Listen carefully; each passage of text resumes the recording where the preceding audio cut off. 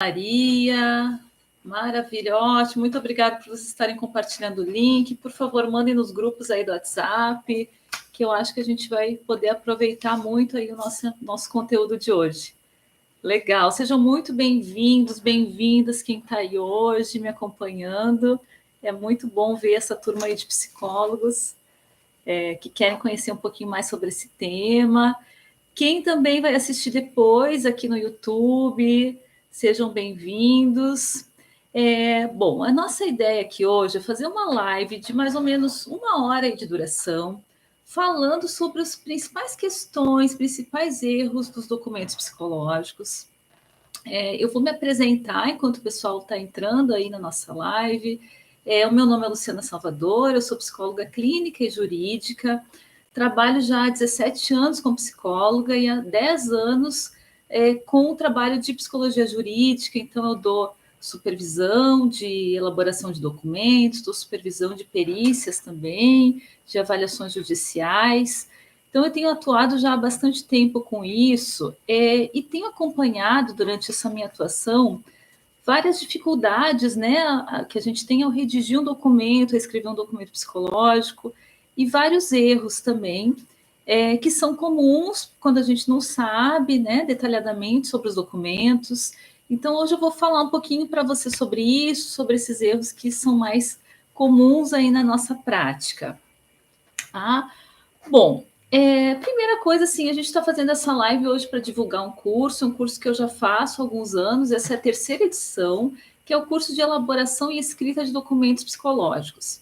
Esse curso vai começar dia 12 de agosto, então quem quiser realmente aprofundar sobre o tema, conhecer tudo isso que eu vou falar aqui mais profundamente, ver os modelos de documentos, tantos documentos que às vezes saem com algum problema, outros documentos que são adequados, a gente vai ter tudo isso lá nesse curso, tá?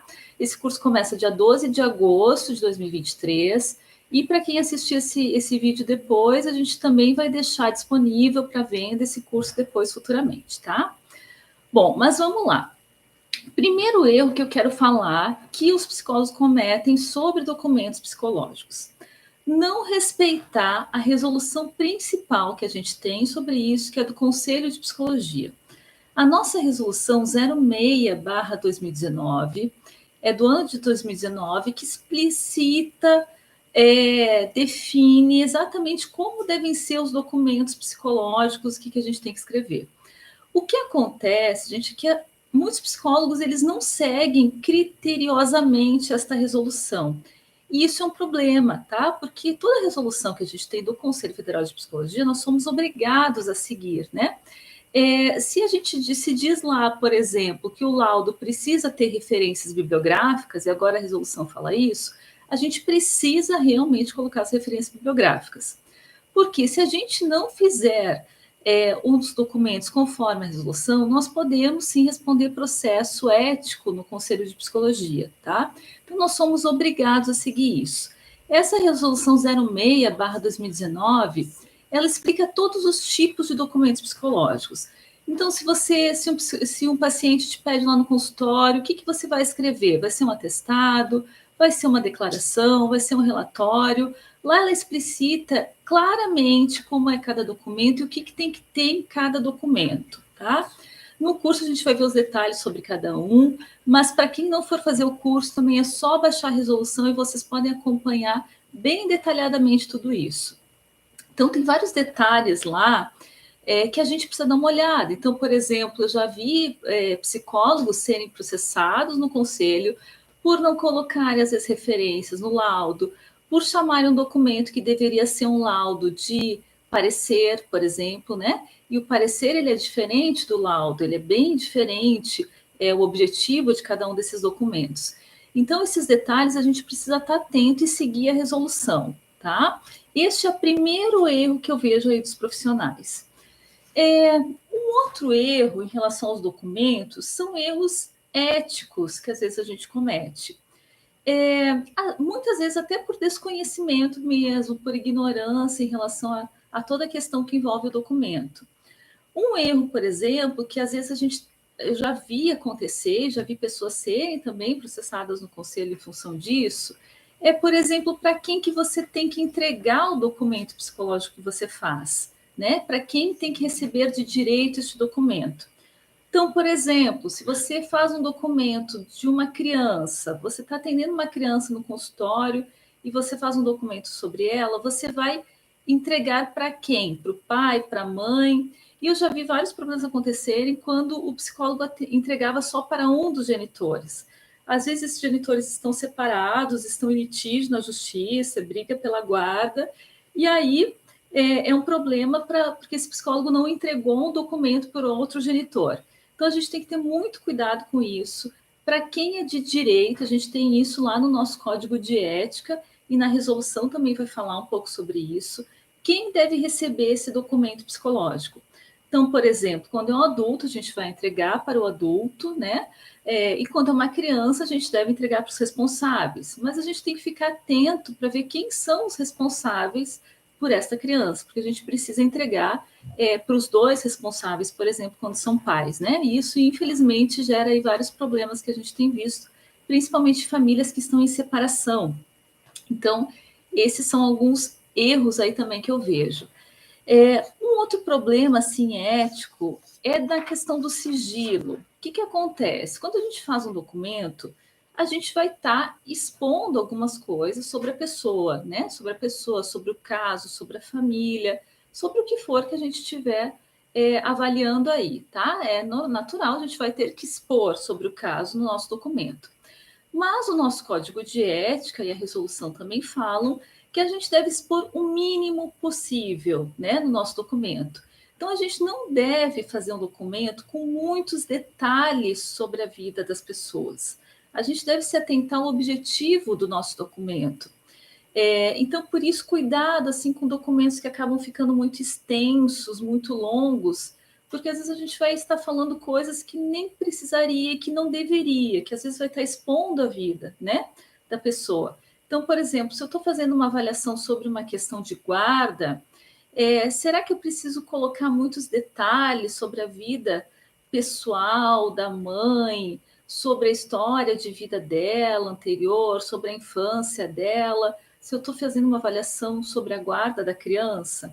Então, a gente precisa ter alguns cuidados quanto ao quanto a gente vai expor, tá? Eu já vi também várias partes, as pessoas que receberam laudos e que não gostaram disso, e aí denunciaram no conselho dizendo que estavam sendo muito expostas, né? Estavam sendo muito expostas nesses documentos. Então, por isso, a gente vai ter que controlar, e sempre é delicado a gente medir isso, né? Avaliar esse limite do quanto a gente vai expor para deixar clara a questão, né? Deixar clara a nossa análise e o quanto a gente não, o quanto a gente está excedendo aí no limite da ética, no limite do sigilo, tá?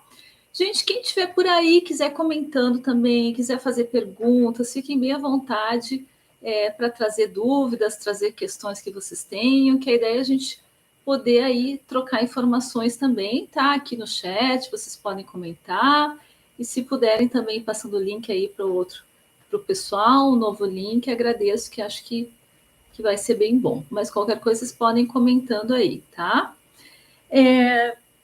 Bom, então nós falamos aí dessa importância de seguir a resolução 06/2019, né, que fala sobre os documentos psicológicos. Falamos sobre a questão dos erros éticos, então de às vezes expor demais. Um outro problema que eu vejo na questão de expor demais às vezes tem psicólogos que fazem documentos só relatando tudo o que a pessoa falou, tá? Isso não é um documento psicológico, gente. Um documento psicológico precisa ter uma análise nossa sobre o que a pessoa falou, tá? O que a pessoa falou, a gente vai registrar e vai ter esses dados, mas depois a gente vai fazer uma análise sobre aquilo que a pessoa falou para a gente. Então, essa ideia de fazer uma escuta só e escrever tudo que a pessoa falou, isso não pode ser considerado como um documento psicológico. E cuidado, a gente vai estar expondo, né, todos esses detalhes, porque às vezes a pessoa vai nos falar várias coisas durante uma avaliação e a gente não vai expor tudo isso no documento, não é necessário. A gente vai expor o que é o principal, dentro do documento, e aí depois, aí sim a gente vai fazer a nossa análise sobre isso, tá? Deixa eu ir vendo aqui as perguntas do pessoal. O documento deve indicar qual a finalidade do mesmo? Sim, boa pergunta, Suzana, deve sim, tá? A gente deve dizer para que a gente está fazendo. Cada tipo de documento, se vai ser uma declaração, se é um laudo, se é um relatório, cada um deles tem um lugar onde a gente vai dizer para que a gente está fazendo aquele documento e para quem também a gente está entregando, tá? Então, é bem importante a gente se atentar para isso, mostrar realmente para quem que a gente está, para que ele está sendo utilizado. Uma recomendação importante também é no final, no laudo e no relatório, principalmente no laudo e no relatório, a gente escrever que esse documento não deve ser utilizado para outros fins, tá? Além daquele que a gente já está utilizando, né? Então, ele não deve ser utilizado. Se a pessoa quiser utilizar, bom, aí é o livre-arbítrio dela, mas a gente precisa escrever também que aquele documento é só para aquele fim, né? Porque imagine, às vezes a gente está fazendo uma avaliação no processo de família, por exemplo, num litígio, e aí a gente fez um documento para considerar a questão da guarda daquela criança, mas não era, por exemplo, para levar para a escola e fazer uma avaliação psicopedagógica dela, né? Era só para aquele fim. Então, por isso, no final, é importante a gente colocar como uma informação no final de que aquele documento não deve ser utilizado para outros fins além deste, tá? Que mais aí que a gente pode falar? E se vocês puderem aí comentando também as dúvidas de vocês, eu vou agradecendo para a gente trocar ideias, tá? No caso, o pai solicita para abrir um processo contra a mãe.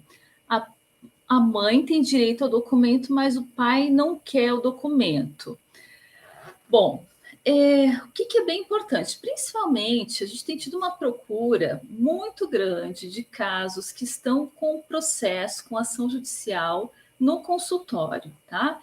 Que vem a nos procurar em função de alguma ação judicial. Esse era o último erro aí que eu ia comentar, mas já vou antecipar para o pessoal. Todo dia algum psicólogo me pergunta sobre isso, toda semana eu tenho questões dos psicólogos sobre isso, porque as pessoas entram com ação judicial e buscam o psicólogo para responder alguma questão, para fazer um documento para ela utilizar no processo, tá? Na ação. Então, assim, a gente tem que ter muito cuidado quando é uma situação assim.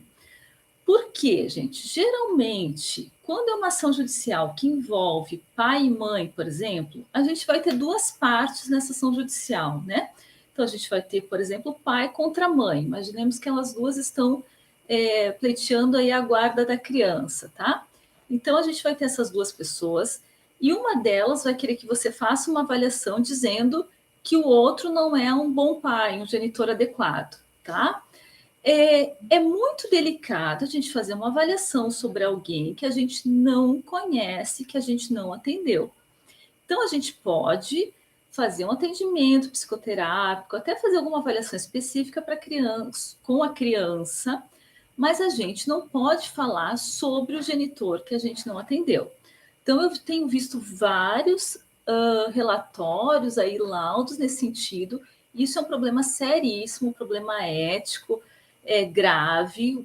O psicólogo pode e deve, ao meu ver, ser processado no conselho, porque ele não pode atender uma criança e falar que a criança, que o pai dele não é adequado se ele nunca atendeu o pai, tá? Desta criança.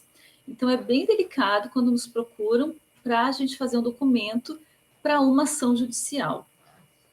Tem como a gente fazer um documento para uma ação judicial? Tem, né? O psicólogo jurídico faz isso, mas aí ele faz uma avaliação com todas as partes, tá? Que estão envolvidas naquela questão. Então o pai vai ter o direito de falar, a mãe vai poder falar, a criança vai poder falar, a gente vai fazer realmente uma avaliação de todas as partes. E aí a gente faz um laudo para o juiz, escrevendo a nossa opinião, nosso parecer sobre a questão judicial, tá? Mas no consultório, fazendo pago por uma parte, é um laudo que vai acabar sendo parcial. Então, aí fica bem delicado a gente fazer esse trabalho, tá? Eu não sei se é bem isso que você perguntou, Suzana, mas eu acho que aí a gente puxa essa questão, tá? Então, se, por exemplo, o pai não quer que você atenda a criança, você não pode atender a criança, tá? Porque ele é responsável legal sobre ela. Então, a gente não pode atender sem ter autorização dos pais. Quando os pais são separados, essa é uma questão, às vezes, né? Que um tem a guarda, às vezes um tem a guarda unilateral e o outro não tem a guarda unilateral, mas ele continua sendo responsável pela criança, mesmo a mãe, o pai também continua sendo responsável pela criança. Então é muito delicado a gente atender uma criança se um dos pais não concorda. Ele pode reclamar, ele pode nos questionar, levar para o conselho, dizendo que a gente está atendendo sem a concordância dele, a criança, tá? Aí a gente precisa avaliar, às vezes tem uma situação de risco importante, a gente vai atender mesmo assim, mas é bem delicado, a gente tem que se resguardar de várias formas. Aí eu recomendo vocês buscarem supervisão, buscarem uma orientação nesse caso, porque isso é bem delicado mesmo, tá? Então, cuidado com essas avaliações que chegam pro consultório, no consultório, que são avaliações que têm a ver com algum processo judicial, tá? Ah, que bom que era mais ou menos isso, então, Suzana, que eu respondi aí. Mas tem avaliações que às vezes são relacionadas a processos que a gente pode fazer. Por exemplo, uma pessoa ela quer alegar num processo, numa ação judicial, que ela tem uma depressão, tá? Que ela tem aspectos depressivos, às vezes pode estar pedindo um dano moral, por exemplo, nessa ação judicial, e ela quer essa avaliação, um laudo de um psicólogo dizendo isso, tá? A gente pode fazer isso? Pode, a gente pode fazer essa avaliação em relação ao estado mental dela, né? Fazer um diagnóstico, e aí a gente vai fazer essa avaliação dela e dizer: olha, essa pessoa apresenta aspectos depressivos, pode usar testes ou não, e aí a gente pode dizer isso. O que é delicado nesse caso é a gente fazer uma avaliação do tema jurídico, ou seja, dizer que aquela depressão tem relação com a empresa, com o dano moral, né? Com o dano que ela teve na empresa. Porque aí, para fazer uma avaliação dessas, e os psicólogos fazem uma avaliação dessas também, mas aí a gente teria que fazer toda uma avaliação da empresa, uma avaliação do período que ela ficou lá, às vezes até buscar testemunhas, tá? Então a gente não pode fazer essa relação direta, de dizer, não, realmente ela tem depressão em função da empresa. Esse nexo causal que a gente chama em psicologia jurídica, né? Isso é delicado quando a gente faz isso sem avaliar as outras partes, tá? Mas a gente pode sim, às vezes é nosso paciente de psicoterapia, a gente já conhece ele, ou a pessoa veio para buscar essa avaliação específica, a gente pode fazer essa avaliação de estado mental dele e colocar um laudo no processo. Isso pode ajudá-lo de alguma forma, tá? Obviamente que a gente só pode fazer isso quando isso for verdadeiro, né? Obviamente que a gente não pode adulterar, isso acho que eu não preciso nem dizer aqui, né? Então, se a pessoa nos pede isso, a gente vai dizer, ó, eu vou fazer uma avaliação sua, mas caso eu não identifique aspectos de depressão ou outras coisas, aí eu não vou poder dizer isto, tá? Então, tem casos de avaliação que tem relação com ação judicial que a gente pode atender no consultório, mas tem casos que não, e eu sugiro de novo vocês terem muito cuidado, recomendo vocês terem muito cuidado com pessoas que chegam com litígio de vara de família, de separação, de guarda, de alienação parental, né? Que isso é bem delicado a gente fazer isso no consultório sem considerar questão jurídica, tá? Sem ter imparcialidade de fazer essa avaliação como um perito. Então, por isso, eu recomendo vocês terem muito cuidado com isso, tá?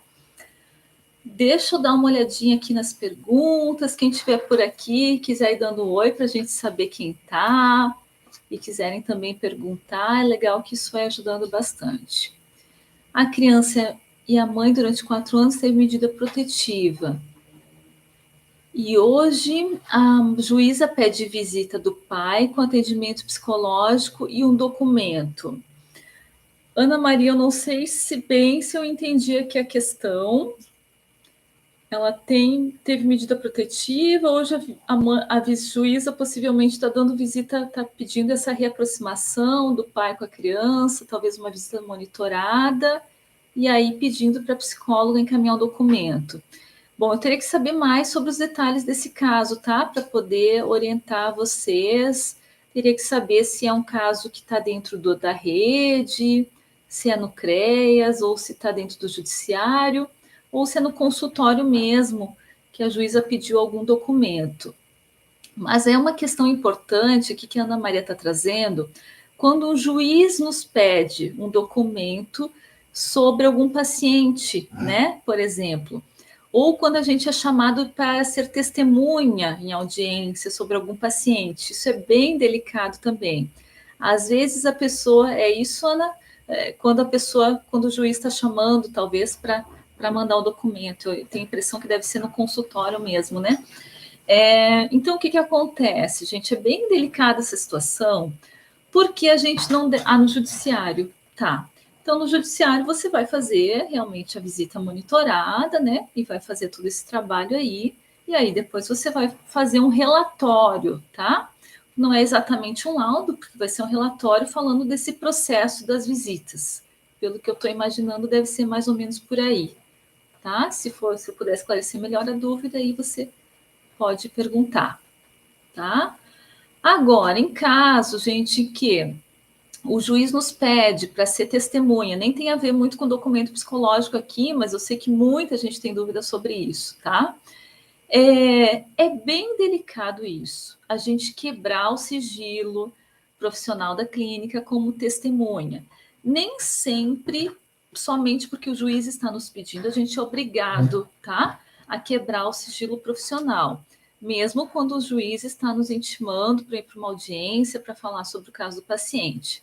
A gente pode solicitar para o juiz, utilizando o nosso código de ética, que nos libere desta função de testemunha, que nos libere da audiência, e é o que eu recomendo quando chamo algum psicoterapeuta para ser testemunha no processo.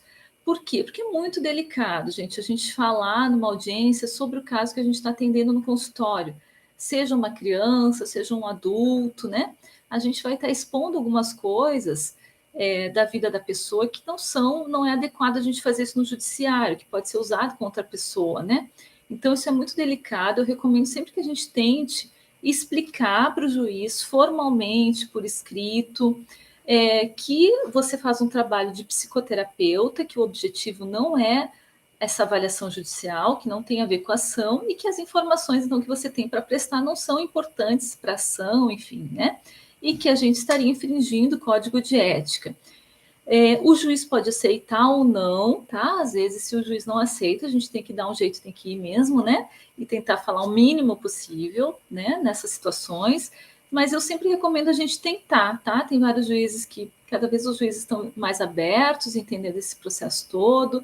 Então, a gente tentar explicar que muitas vezes, por exemplo, se eu estou fazendo atendimento psicológico com a criança no meu consultório, eu não vou saber dizer sobre a guarda dela, explicar para se é melhor ela ficar com a mãe ou com o pai, porque eu não avaliei isso. Na verdade, eu sou psicoterapeuta da criança, eu estou atendendo ela e não avaliei isso, tá? Quem só conseguiu entrar agora aí porque a gente teve um probleminha no link, não tem problema, a gente vai ficar com a live gravada. Então, fiquem bem tranquilos, aproveitem o que a gente está falando agora e depois a gente vai disponibilizar para todo mundo, tá? Para vocês assistirem tudo. Agradeço aí quem está entrando. Muito legal. Qualquer coisa vocês podem perguntar aí e podem passar. Bom, eu tenho um monte de coisas para falar, mas assim, vou tentar fechar o nosso tempo em 1 hora, mas qualquer coisa a gente fica mais um pouco. Vamos lá. Juliana, boa tarde. Sobre o relatório de atendimento no caso de burnout, onde o cliente está afastado. O ideal é utilizar o diagnóstico e material em conformidade com a psiquiatria. Sim, né? Mas às vezes ele até já tem um psiquiatra e muitas vezes o advogado quer pegar também um documento do psicólogo, tá? Se você atende esse paciente em psicoterapia, você sabe realmente, você já diagnosticou também, né, além do psiquiatra, que ele tem burnout, você pode sim escrever isso no documento, não tem problema nenhum, a gente pode escrever isso, tá? Se a gente identificou isso. O que você não pode exatamente dizer, determinar, é que ele tem um burnout em função de tal situação. Aí isso é mais delicado, né? Então, nessas situações, eu recomendo vocês fazerem uma supervisão, às vezes até para a gente dar uma checada. Se às vezes não é muita coisa, para quem é daqui, para quem me conhece, pode até me mandar o WhatsApp para a gente tirar dúvida, eu dou uma olhadinha por cima. Muitas vezes eu faço isso aí com o pessoal, só para a gente não escrever nada que tenha nexo causal, assim, que a gente esteja relacionando o burnout, por exemplo, dizer que o burnout é realmente porque ele trabalhou naquela empresa e que aquela empresa não foi adequada para ele, não era boa para ele, tá? Porque quando eu estou falando da empresa, eu estou falando de um terceiro, e aí a empresa realmente pode me processar e a gente não fez essa avaliação da empresa. Então, cuidado só para não estabelecer esse nexo causal. Mas eu posso dizer sim que ele tem sintomas relacionados ao burnout, tá? Isso a gente pode fazer sim dentro do consultório, né? Pode sim fazer essa avaliação, tá? Bom, gente, o que mais que aparece por aí? Legal, bom que te ajudou. Qualquer coisa, vão escrevendo por aí. Bom, gente, alguns erros que eu vejo também na escrita do documento, na própria escrita, né? A gente não treina muito isso na faculdade, até porque não tem tempo mesmo para treinar a escrita de documento. Mas muitas vezes a gente comete alguns erros nessa parte, nessa escrita, tá? Um documento, primeiro a gente tem que ter claro qual o objetivo do documento. Para que eu estou fazendo aquele documento? Para quê? Para a gente não se enrolar e falar de outras coisas que não têm relação com o documento, com o objetivo dele, né? Com o objetivo daquela avaliação daquele documento. Porque se a gente começa a se enrolar, falando demais, muitas vezes a gente vai estar, então, quebrando o sigilo, né? Vai estar falando coisas que não são importantes. Então, primeira coisa, sim, a gente precisa ser sucinto no documento. Às vezes, um laudo, que é o documento mais extenso, geralmente, que a gente faz, ele pode conter várias páginas, às vezes podem ser 5, 10 páginas, né? Um laudo de uma avaliação complexa que a gente tenha feito. Mas cuidado, assim, para não exceder demais. Porque quando a gente escreve muito, é sinal que a gente já está enrolando, às vezes escrevendo coisas que não são necessárias. Então, a gente precisa ser objetivo, a gente precisa ser sucinto na nossa escrita, tá? A escrita, ela não pode ser rebuscada demais. Então, a gente não tem que ter muito cuidado para não usar muitos termos técnicos, não explicar, não usar muito jargão da psicologia. Então, tomem cuidado com isso. Eu vejo uma das grandes dificuldades aí na escrita do documento é quando a gente faz uma avaliação com testes psicológicos, né? Quando a gente faz uma avaliação com testes, a gente vai transferir o resultado do teste para um laudo, e muitas vezes a pessoa que vai ler aquele laudo, pode ser um juiz, ou pode ser um professor, por exemplo, que ele não vai entender todo aquele jargão que vai ter no próprio teste psicológico. Então, por exemplo, o HTP, lá vai falar um monte de coisas, questões orgânicas, tendência, psicose. E a gente sabe, a gente que é psicólogo, que não é bem assim, né? Que não é que a pessoa esteja psicótica. Então, se a gente escrever exatamente isso, copiar lá o que tem no resultado do teste e escrever isso no laudo, primeiro que o juiz não vai entender, ou pior, pode interpretar de um jeito que não é exatamente aquele, tá? Por exemplo, ainda usando o exemplo do HTP, o HTP toda hora tem questões de insegurança, né? Se a gente falar muito disso, e a gente precisa equilibrar com outras coisas que aparecem no teste. Então, pode dar um entendimento errado. Por exemplo, quando a gente faz uma avaliação judicial, está mandando para o juiz, ele pode não compreender bem aquilo, tá? Então, é bem difícil. Eu particularmente, acho que a pior parte de um laudo é a gente interpretar o resultado do teste, né? A gente explicar numa linguagem clara, científica, mais clara, aquele resultado do teste, de um jeito que o juiz consiga entender. E, às vezes, a gente faz mais de um teste. Então, a gente precisa mostrar para o juiz o que a gente está concluindo com aquilo. Eu estou falando do juiz porque eu acho que é o caso mais difícil, porque a gente faz uma avaliação mais complexa, né? quando é no judiciário, para o judiciário, e o juiz ele não tem conhecimento que a gente tem, né? Ele não é da área da saúde. Às vezes é diferente de um psiquiatra, por exemplo, que a gente vai mandar um documento, tá?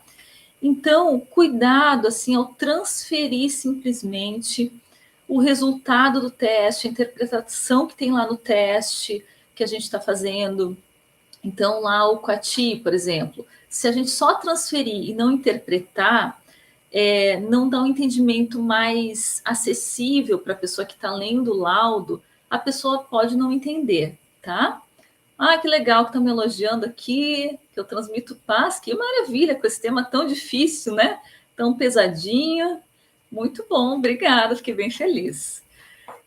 Então, essa é uma dificuldade também, tá? Que eu vejo assim nos documentos. Então, para quem está começando a fazer isso, gente, não é fácil escrever, tá? Não é fácil mesmo, a gente precisa fazer várias vezes. Eu já fiz aí mais de 300 laudos no período que eu trabalhava dentro do judiciário. Hoje ainda faço aí pelo menos um laudo por mês, né? Laudos complexos, que são de questões judiciais, situações de alienação, de abuso. Então não é fácil. Muitas vezes eu reviso e reescrevo o laudo umas 5 vezes, tá, gente? Então, assim, escrever não é fácil. Isso que eu quero passar essa ideia para vocês. Não acho que vocês vão escrever uma vez só e vão achar, tá bom, ou vão achar muito ruim e não vão conseguir mais escrever, porque escrever também é um treino. A gente vai treinando, vai aprendendo a fazer isso, né?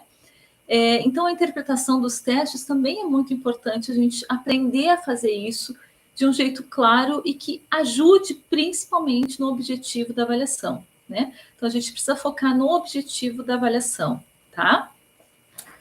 Muito bem, que mais?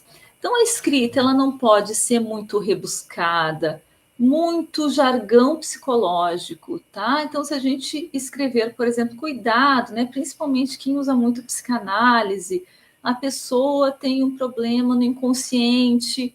Bom, quem está lendo isso, como é que o juiz vai entender isso? Às vezes ele realmente não entende, não sabe o que é o inconsciente, os mecanismos de defesa, a pessoa tem uma repressão. Como é que ele vai entender essa repressão? Que para a gente a repressão é diferente do que a repressão para o senso comum, né? Para a psicologia, a repressão é um mecanismo de defesa comum, enfim, né? Diferente do que a gente fala no senso comum. Então, cuidado com esses jargões, porque às vezes para a gente já é até comum falar isso, mas para as pessoas que estão lendo não é. Então, elas podem entender totalmente errado aí, né? Por outro lado, às vezes eu vejo laudos que escrevem de uma maneira muito simplória também, né? Que escrevem com gírias, com jargões, assim, com gírias. Às vezes a pessoa que você atendeu usou uma determinada gíria, e aí você vai lá, isso acontece muito com a gente sem querer faz isso, vai lá, escreve e fala como a pessoa nos falou aquilo, tá? A gente não precisa repetir aquilo como a pessoa nos falou, a gente vai traduzir isso para a língua escrita, para uma língua objetiva, né? Então a gente vai traduzir aquilo que ela nos falou, tá? Então isso acontece muito. Às vezes eu pego um laudo e leio e vejo que aquela linguagem não é do psicólogo, aquela linguagem é do que a pessoa falou daquela forma, né? Mas aí a gente vai traduzir para uma linguagem mesmo escrita, mais rebuscada. Então não necessariamente a gente vai usar gírias, tá? Se a gente for em algum momento falar sobre algo que se a gente acha que é importante repetir exatamente a fala que uma pessoa trouxe, tudo bem, muitas vezes a gente utiliza isso num documento psicológico, mas aí a gente precisa colocar entre aspas, né? A gente pode colocar SIC entre parênteses, que vai mostrar que é uma fala da pessoa. Então, eu vou dizer, fulana de tal verbalizou, né? E aí eu coloco entre aspas o que ela falou.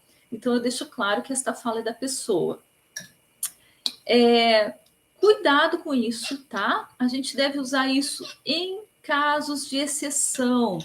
Então, não deve usar sempre, porque a gente está expondo a pessoa. Então, a gente usa de vez em quando para mostrar quando uma fala assim, ela é muito, muito interessante, ela é muito simbólica, ela expressa muito bem aquela questão da pessoa, aquela fala que ela usou, né? Então, a gente utiliza isso para mostrar, para dar essa ênfase no nosso documento, no nosso laudo. E aí a gente pode realmente repetir aquela fala, colocar entre aspas, colocar um SIC, tá?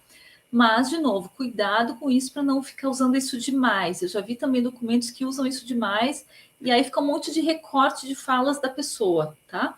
O documento não é para ser isso, recorte de falas da pessoa, e também não é para a gente descrever todo o atendimento, tá? De novo, a gente falou isso lá no início, isso não é um relatório, não é um laudo, quando a gente só descreve tudo que a pessoa falou, tá?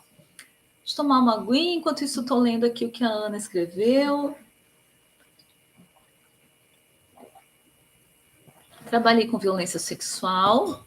O documento deveria ser objetivo, direto, porque outros profissionais do local liam e ficava registrado para toda a rede policial também. Perfeito, né? Principalmente quando a gente trabalha no judiciário, muitas pessoas vão ter acesso a esse documento, né? Então, policiais, pessoas da rede, advogados, os advogados vão ter acesso, as partes vão ter acesso também. Então, quando a gente trabalha no judiciário e na rede de assistência, na rede de saúde, a gente precisa ter muitos cuidados, né? Para ser bem objetivo, não expor demais as pessoas, tá? Direto e realmente, como você falou aí, ter essa clareza também, né? Porque todo mundo que for ler precisa entender o que está escrito, tá, gente? Parece óbvio, né? Mas o objetivo do documento é que ele seja compreensível, que ele seja entendível, né? Eu já vi algumas pessoas pegarem um documento psicólogo de às vezes 10 páginas, lerem e disseram, não entendi nada, né? Às vezes até advogados me contratam para eu explicar o documento do perito. O perito fez uma avaliação, ele fez um laudo, e aí o advogado da parte não entendeu o que o perito escreveu, e ele me contrata como assistente técnica para eu explicar o que afinal ele escreveu, né? Até o advogado tem dúvida, não, mas ele falou bem da mãe ou não falou, né? De tantas coisas que às vezes ele escreveu e que enrolou e que aí o pessoal nem compreendeu, tá? Então tem que ser compreensível, sim, principalmente quando a gente trabalha com outras pessoas.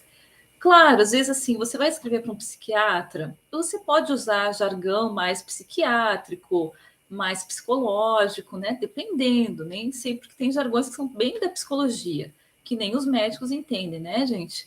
Então, assim, mas dependendo, a gente pode usar sintomas, pode usar linguagem do DSM, do CID, quando a gente está falando com um psiquiatra. Mas em outras situações, não, tá? Então a gente tem que ter esse cuidado com isso. O que eu acho que é bem importante, ainda falando da escrita mesmo, da forma de escrita do documento, gente, é a ordem que a gente escreve. Então, quando eu faço supervisão, tem algumas pessoas aqui que já fizeram supervisão de documento comigo, né? Quando eu faço supervisão, eu sempre explico isso. A gente precisa colocar as coisas numa ordem para que a pessoa que esteja lendo, ela vai entender que aquele parágrafo é sobre isso, que o segundo parágrafo é sobre outra coisa, que o terceiro parágrafo é sobre outra coisa, tá?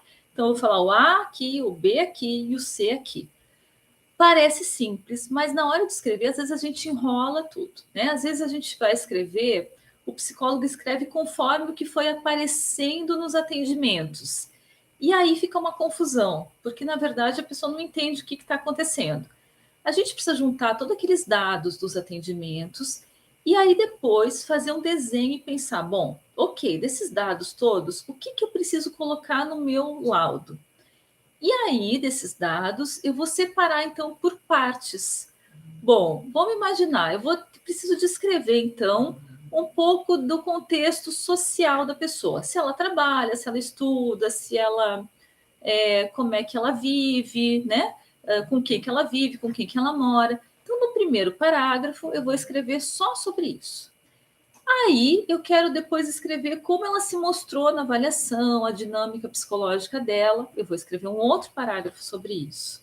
Depois, eu quero colocar os resultados de testes psicológicos que eu usei. Eu vou fazer um outro parágrafo sobre testes, tá? E depois eu quero escrever sobre a relação do pai e da mãe, sobre a relação entre eles, os conflitos. Eu posso escrever um outro parágrafo só sobre isso, como é que o pai vê a mãe, como é que a mãe vê o pai. Estou falando no caso, por exemplo, de avaliação de guarda de criança, né? Que numa avaliação dessas tem muitos dados que a gente precisa escrever. Então a gente precisa entender que precisa separar isso no documento. Porque quando a gente junta tudo, ou vai escrevendo assim, a mãe contou isso, e aí na segunda sessão ela contou uma outra coisa, e aí na quarta sessão contou uma outra coisa, para quem está lendo fica uma confusão. Para quem está lendo não importa se foi na primeira sessão, se foi na segunda, isso não importa, o que importa é o resultado aí, né, do nosso trabalho. Então a gente precisa dividir, organizar isso. E como é que a gente organiza isso num texto? A gente aprende lá em redação. A gente organiza por parágrafos, tá? Então, o primeiro, preciso de mais conteúdo, então talvez o primeiro e o segundo parágrafo eu vou falar sobre isso. O terceiro parágrafo eu vou falar sobre aquilo. O quarto sobre aquilo. E aí eu vou juntando as informações. Então, isso aqui é sobre a vida social dela, sobre o contexto social dela. Bom, vou colocar aqui no primeiro parágrafo. Esse outro é sobre como ela se mostrou nos atendimentos psicológicos. Vou colocar lá no segundo parágrafo. E assim eu vou separando para deixar isso mais organizado. Quem está lendo vai compreender muito melhor, vai entender que tem uma lógica, tá, naquela organização. Então, um erro também, esse erro que eu vejo, é às vezes os psicólogos misturarem os conteúdos nos parágrafos. Então, você não sabe do que ele está falando naquele parágrafo, né? Essa parte do documento que a gente vai falar mais vai ser a nossa parte da análise. Tanto no relatório como no laudo, a gente tem essa parte da análise, e essa que geralmente vai ser a parte que vai ter mais páginas, né, ou mais conteúdo. Então, aí que a gente vai precisar separar os documentos. Pode escrever, às vezes o pessoal me pergunta, pode fazer tópicos, subtópicos na análise? Sim. Você está fazendo, então, você vai colocar análise, e aí pode colocar lá sobre a relação dos pais. E aí você pode escrever vários parágrafos sobre aquilo. Aí vai colocar um outro subtópico sobre o estado psíquico da criança. E aí vai escrever sobre isso, tá? Então a gente pode fazer sim subtópicos, né, dentro da análise para ficar mais claro. Quando às vezes a avaliação é muito complexa e tem muitos tópicos, tá? Então a gente pode ir dividindo também dessa forma, né? Algumas vezes acontece de a gente fazer, no momento que a gente vai fazer um documento, a gente percebe que a gente não avaliou alguma coisa, tá? E isso é normal, faz parte. Muitas vezes a gente tem que voltar e fazer mais um atendimento, fazer mais uma avaliação de alguma coisa que faltou, porque às vezes na hora que a gente vai escrever o documento é que a gente percebe que faltou algum dado importante, tá? Isso acontece com todo mundo, principalmente para quem faz perícia, que é uma avaliação aí mais complexa. Então, às vezes, a gente pode sim, tudo bem, a gente vai entender que faltou um dado e aí vai voltar lá e vai fazer mais um atendimento para depois finalizar o documento, tá? Então, às vezes, um documento ele não está bem feito porque às vezes os dados não foram bem coletados. Então, às vezes, a gente não conseguiu fazer uma boa entrevista, não conseguiu fazer entrevistas suficientes para que ficasse clara a questão que a gente está tentando avaliar. Então, por isso que a nossa avaliação, aí a gente vai escrever o documento e vai dizer, nossa, o que eu vou escrever aqui sobre isso? Então, muitas vezes a gente tem que retomar até o processo da avaliação, tá? E isso acontece mesmo nas melhores famílias aí, às vezes na hora que a gente vai escrever que a gente se dá conta disso. Então, isso também é um ponto importante. O texto muito longo, já falei um pouco sobre isso, cuidado com o texto muito longo, mas também cuidado com o texto muito curto. A gente precisa explicar o que a gente está escrevendo. Por exemplo, você dizer a criança não apresenta um vínculo adequado com a mãe. Você precisa explicar como você identificou isso, tá? O porquê você está falando isso. Então, você precisa explicar isso no parágrafo. Não adianta só soltar uma informação assim tão importante e não explicar como você identificou isso, como você chegou a essa análise, esse entendimento, essa conclusão, tá? Então, isso é bem importante a gente também descrever como a gente chegou até aí, né? Um outro problema e aí é o último problema que eu vou falar aqui das questões das escritas, tá? É a questão do nexo causal. Isso é um problema sempre na nossa escrita. O que é o nexo causal? Quando a gente usa palavras que criam uma relação de causa. Então, por exemplo, eu até escrevi aqui uma frase para trazer de exemplo para vocês. Se um psicólogo fala o seguinte, Em função da falta de afeto dos pais, a criança apresenta problemas escolares, tá?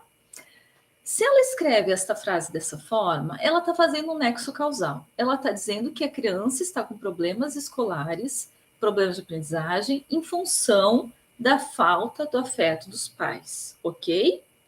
Só que, em psicologia, isso é um problema, a gente fazer essa relação direta de causa, porque a maioria dos fenômenos em psicologia envolve uma série de causas e de variáveis, certo? A pessoa pode ter problemas, a criança pode ter problemas de aprendizagem escolares por N motivos, né? Então, envolve uma série de coisas. Quando a gente fala desta forma, e aí o psicólogo está querendo fazer realmente uma associação, e é compreensível o que ele está querendo dizer, mas a forma da escrita dele deixou isso complicado, porque é como se ele estivesse dizendo que todo problema de aprendizagem da criança é decorrente disso, é causado por isso, né? Mas a gente pode escrever isso de uma outra forma, por exemplo, a falta de afeto dos pais é um fator que pode interferir na aprendizagem da criança, tá? Então eu não estou fazendo diretamente, determinando esta causa, dizendo que isso é por aquilo, mas eu estou dizendo que é um fator que contribui para aquilo. Gente, parece simples, mas isso faz uma diferença enorme no texto, faz uma diferença enorme no entendimento e para quem está lendo, né? Porque qualquer pessoa pode dizer, poxa, mas você está falando, você está determinando que a dificuldade escolar é por causa da falta de afeto? Da forma como você escreveu, você está dizendo que é somente por isso, né? E quando a gente muda essa escrita, a gente pode dizer que sim, que é um fator importante, que contribui, mas a gente escreve desta forma, é um fator importante que pode interferir. É muito delicado a gente dar certezas, tá? Nos nossos documentos psicológicos, a gente dá certeza na nossa conclusão. Então, geralmente a gente escreve desta forma, é um fator importante, deve ser considerado, pode interferir. Essa é uma linguagem até que muita gente critica, né? Às vezes o pessoal do direito critica que a gente não está sendo claro, não está dizendo com certeza. Só que a gente realmente não pode dar certeza, tá? Em fenômenos psicológicos é muito complicado a gente dar certeza, porque envolve muita coisa. Então é bem delicado a gente fazer isso.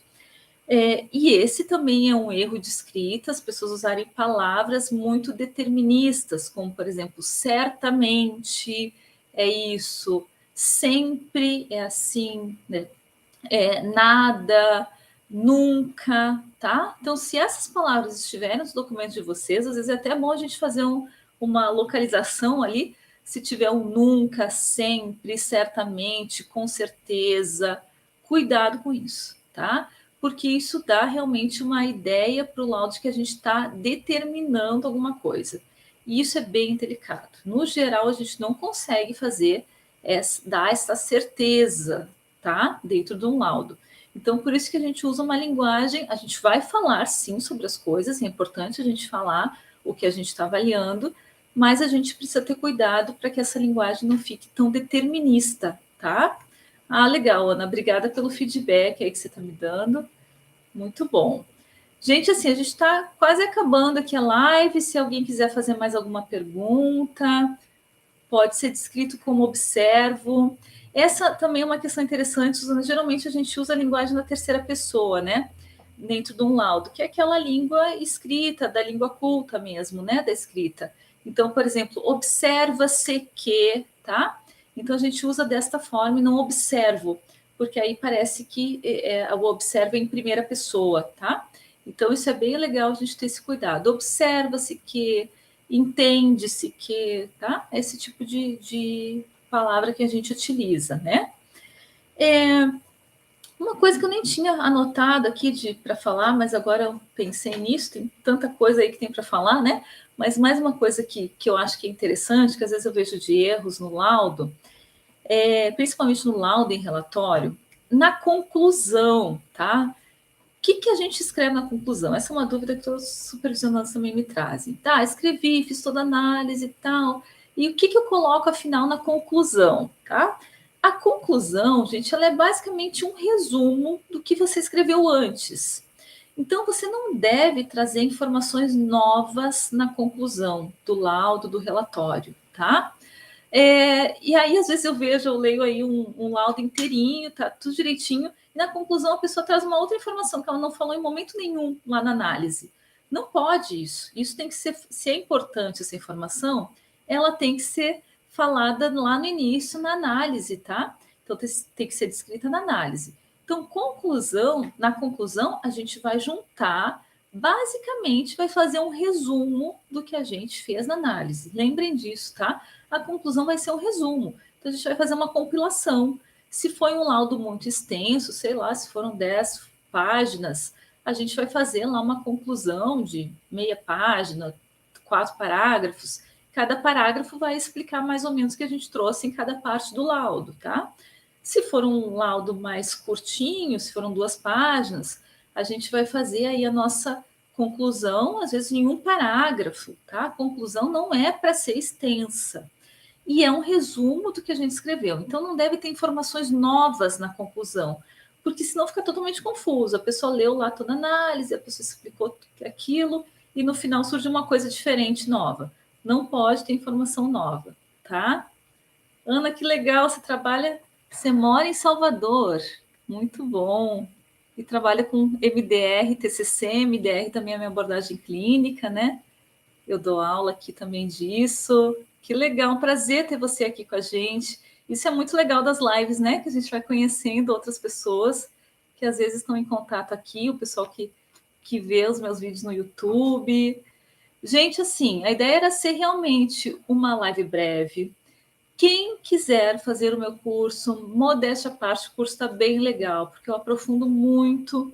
Em cada documento a gente vai treinar, vai ver o modelo de declaração, de atestado, quando escreve atestado, quando é uma declaração, vai treinar relatório, vai treinar laudo. Eu trago exemplos de laudos e de relatórios mal feitos, exemplos reais, tá? Tiro o nome de todo mundo. Então, a gente vai ver realmente exemplos reais de laudos que foram feitos de uma maneira errada.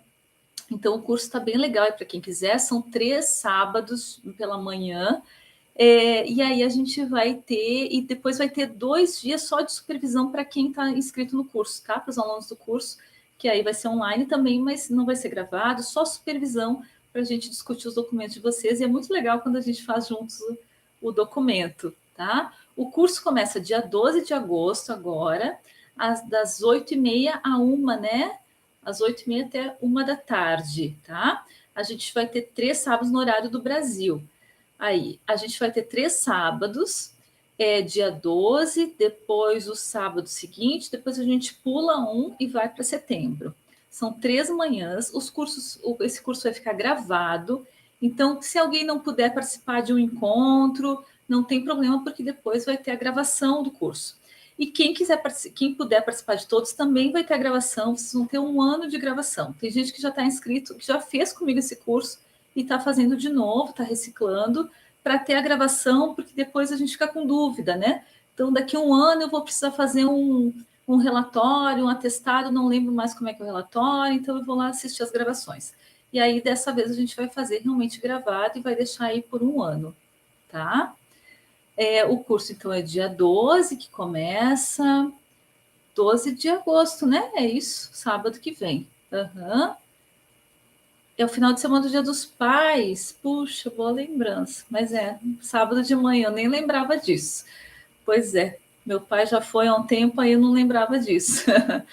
Vai ter gravação, maravilha, é isso, vai ter gravação. Bem lembrado, Olivia, do Dia dos Pais. Infelizmente, a gente já cachou essa data e os sábados são complicados aqui. Amei o MDR na própria terapia, fiz o curso do MDR, que é abordagem clínica. Legal. Valores do curso, meninas da minha equipe aqui me ajuda. Como é que tá? Daqui a pouco, só um segundinho que elas já estão vendo aqui, conferindo. A gente tem, quem estava falando aqui? Alda da supervisão, me vi na supervisão, né? Muito legal. Tem várias pessoas aqui que já fizeram supervisão de documentos comigo. Se alguém aqui tiver dúvida, às vezes tem que escrever um documento no consultório, ficou com dúvida, está inseguro, gente, eu faço supervisão só para documento. Então, vocês podem me contatar, ligar, Luciano, só que uma supervisão para um documento a gente faz, eu reviso, junto com vocês, tá? A gente faz isso e é bem legal, até para vocês sentirem mais segurança, né? Então, os valores do curso aqui tá em torno de... Espera aí, que tem um valor específico para quem faz supervisão comigo e tem um valor para quem não faz. Acho que é 650, né? Para quem não faz. Só um segundinho que a gente está dando uma checada. Gente, estamos indo para o final, só vou passar aqui os valores para vocês do curso. E se tiverem mais alguma dúvida ou comentário, ajudou vocês? Gostaria que vocês me dissessem se isso que eu falei ajudou, se é novo para vocês, se é algo que vocês já sabiam, ou algumas coisas, enfim, foram novas. Se alguém quiser comentar aqui sobre isso. Obrigada, Juliana. Foi muito curto, Suzana. Que bom que você achou curto, sinal que estava bom, então. Às vezes mais de uma hora é difícil, né? Para a gente fazer. A ideia era dar um gostinho mesmo, tá? E aí, depois a gente, quem quiser realmente aprofundar, aí no curso a gente vai ver cada documento. Gente, o valor do curso, 650 à vista ou 3 vezes de 220, de 230, tá? 650 à vista ou 3 vezes de 230. Para quem faz supervisão comigo, tem desconto de 600 reais à vista ou 3 vezes de... Peraí. Ou 3 vezes de 220, tá? Então, vocês podem parcelar em 3 vezes. E como eu falei, é muito legal porque fica gravado e tem supervisão. Então, assim, gente, só 2 supervisões já pagam esse curso, né? Então, vale super a pena para vocês. Vocês vão ter todo o curso e mais a supervisão gratuita, que aí os alunos vão trazer os documentos deles para a gente supervisionar. Quem não tiver documento não tem problema, vai participar da supervisão e vai aprender com os documentos dos outros, tá? Que maravilha, curso para documento. Isso, Ana, porque eu vejo que tem muita dificuldade. Eu trabalho também, muitas vezes eu sou chamada como auxiliar técnica para psicólogos que recebem, que estão respondendo o processo CRP, e eu tenho a maior dose, às vezes o pessoal erra, está respondendo o processo no conselho por ingenuidade, por às vezes não saber dessas resoluções, desses detalhes. Então, assim, eu estou fazendo um curso já num valor acessível para realmente o pessoal poder aproveitar, poder fazer, compreender isso. E quem não fizer, gente, quem não conseguir fazer o curso, eu sempre estou à disposição. Quem me conhece que já sabe, para dúvidas, assim, querem mandar um WhatsApp, eu respondo. Se eu puder, eu respondo mesmo sem fazer supervisão, tá? Para realmente a gente se ajudar aí, para a gente não passar por situações complicadas, às vezes no conselho, por bobagem mesmo, tá? Então, estão com dúvidas. Eu sei que tem muitas coisas da área jurídica que a gente tem dúvida, que o psicólogo não sabe. Eu, em função da minha experiência nessa área, eu acabei conhecendo muita coisa. Então, o que vocês tiverem de dúvidas, me mandem um WhatsApp, que eu, à medida do possível, eu vou respondendo e vou ajudando vocês, tá? É novo no sentido de ser da área da psicologia. Como já sou da assistente social, tenho conhecimento sobre os documentos técnicos, mas conhecimento nunca é demais se atuamos na área. Ah, você está cursando agora psicologia, Olivia? Legal, maravilha, isso aí, tá? Então, a gente tem, ao mesmo tempo é novo, mas a gente tem muita resolução, muito documento que explica o que é um perito, o que é um assistente técnico. A gente vai falar um pouco disso também no curso de documentos. Então, tem uma série de detalhezinhos da legislação da psicologia que muitas vezes a gente não conhece, tá? Nossa, gente, estou fechando uma hora em ponto, nem acredito que eu consegui organizar tudo isso certinho no tempo. Agradeço muito quem está aqui, realmente fiquei muito feliz de ver vocês, de estar aqui com vocês hoje, muito feliz de fazer essa primeira live sobre o curso. Um beijo para todos. Para quem não conseguiu assistir inteiro, a gente vai deixar aqui gravado, depois vocês acessem aí no YouTube, tá? Um abração para todo mundo e a gente vai encerrando por aqui. Beijos. A Faculdade de Ensino Básico, é isso aí. Obrigada, Juliana. Obrigada, Ana. Um beijo para todo mundo. Encerrar, né?